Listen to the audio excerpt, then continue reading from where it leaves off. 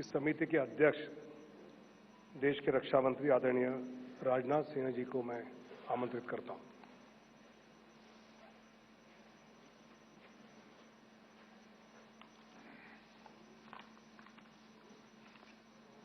अध्यक्ष जी, सबसे पहले तो मैं आपको धन्यवाद देना चाहता हूं कि आपने इस संकल्प पत्र समिति की अध्यक्षता का दायित्व मेरे ऊपर सौंपा और मुझे इस बात का हर्ष है, संतोष भी है कि मोदी जी के नेतृत्व में हमने देशवासियों से किया गया हर वादा पूरा किया है।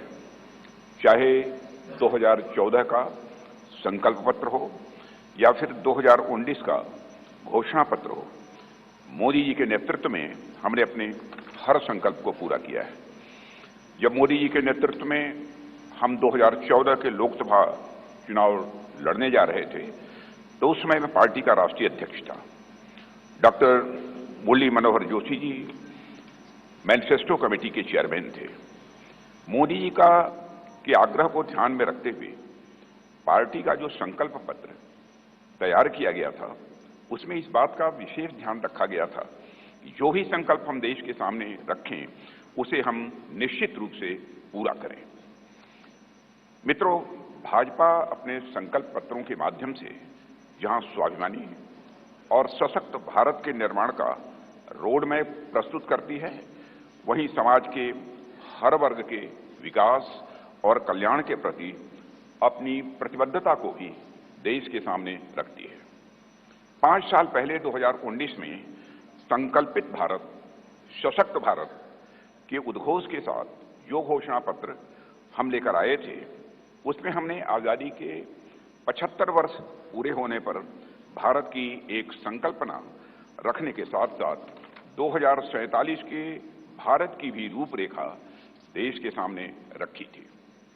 उसी भावना के अनुरूप ही हमने 5 साल के संकल्प लिए थे और मुझे ये कहते हुए साथियों प्रसन्नता है कि साल 2019 में भारत के विकास एवं जन कल्याण के लिए जो भी संकल्प हमने लिए, आज 2024 तक उन सब को पूरा करने में हमने कामयाबी हासिल की है। हम लोगों को इस बात का गौरव है कि भाजपा अपने संकल्प पत्र के प्रत्येक वादे को पूरा करती है। जो हम कहते हैं वो हम करते हैं। हमारे वर्ड्स, हमारे डीड्स, हमारे कृति और हमारे कथन में कभी कोई अंतर नहीं रहा है। यह बात आज केवल भाजपा के लोग ही नहीं बल्कि देश के नागरिक भी मानने लगे हैं। यही विश्वसनीयता हमारी सबसे बड़ी ताकत है। हमने जम्मू और कश्मीर से धारा 370 समाप्त करने की बात कही थी। आज धारा 370 समाप्त हो चुकी है। हमने महिलाओं के लिए विधायी संस्थाओं में 33% आरक्षण की बात की थी। प्रधानमंत्री मोदी जी की प्रेरणा से नए संसद भवन का उद्घाटन होते ही पहला कानून नारी शक्ति बंधन अधिनियम के रूप में देश के सामने आया। साथियों, हमारे संकल्प पत्र में अयोध्या में भगवान राम के भव्य मंदिर के निर्माण का मार्ग प्रशस्त करने की बात भी कही गई थी। आज अयोध्या में रामलला की नव विग्रह में प्राण प्रतिष्ठा हो चुकी है। हमने अपने संकल्प पत्र में आत्मनिर्भर भारत के निर्माण की दिशा में कदम आगे बढ़ाने की बात की थी। आज उस दिशा में देश तेजी से आगे बढ़ रहा है। साथियों, हमने इंक्लूसिव ग्रोथ, समावेशी विकास की बात की थी और गरीब कल्याण के प्रति अपनी प्रतिबद्धता भी व्यक्त की थी। प्रधानमंत्री मोदी जी की गरीब कल्याण के प्रति संवेदनशीलता का इससे बड़ा उदाहरण और क्या हो सकता है कि देश के 80 करोड़ से अधिक जरूरतमंद व्यक्तियों को प्रधानमंत्री गरीब कल्याण अन्न योजना के तहत 2020 से लगातार मुफ्त राशन दिया जा रहा है और मोदी जी ने इस योजना को 2029 तक चलाने का संकल्प भी व्यक्त किया है। साथियों, प्रधानमंत्री मोदी जी के नेतृत्व में हमने पिछले 5 वर्षों में संकल्पित भारत, सशक्त भारत के संकल्प को पूरा करने पर सफलतापूर्वक काम किया है।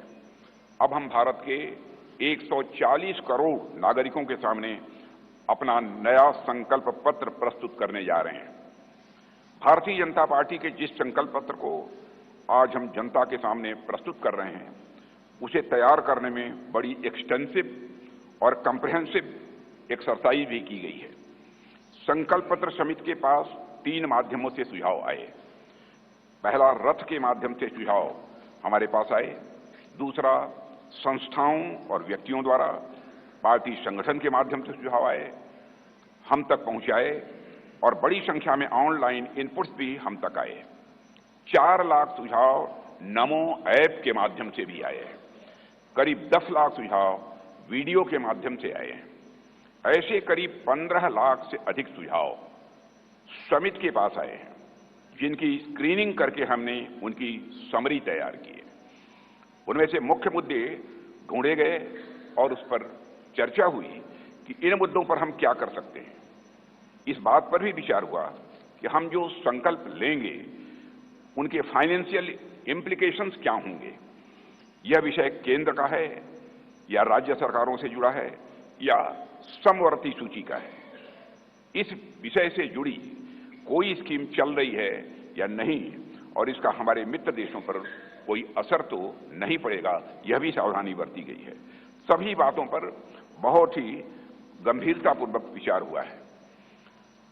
साथियों, हर विषय की 360 डिग्री एनालिसिस करने के बाद हमने विषयों को 24 ग्रुप्स में बांटा है, 24 ग्रुप्स में से बांटा है।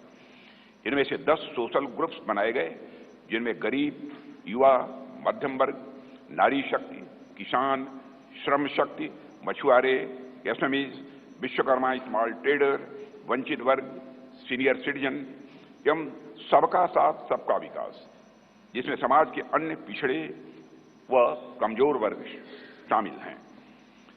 इसी तरह जीवन और गवर्नेंस के जुड़े मुद्दे के 14 सेक्टर में बांटा गया है इन्हें। और इनमें पहला है विश्व बंधु, जिसमें भारत के अन्य देशों के साथ संबंध की बात की गई है। फिर है सुरक्षित भारत, जिसमें भारत की आंतरिक और बाह्य सुरक्षा का विषय है। तीसरा है समृद्ध भारत। चौथा है ग्लोबल मैन्युफैक्चरिंग हब। 5वां वर्ल्ड क्लास इंफ्रास्ट्रक्चर। 6ठा ईज ऑफ लिविंग। 7वां विरासत का विकास।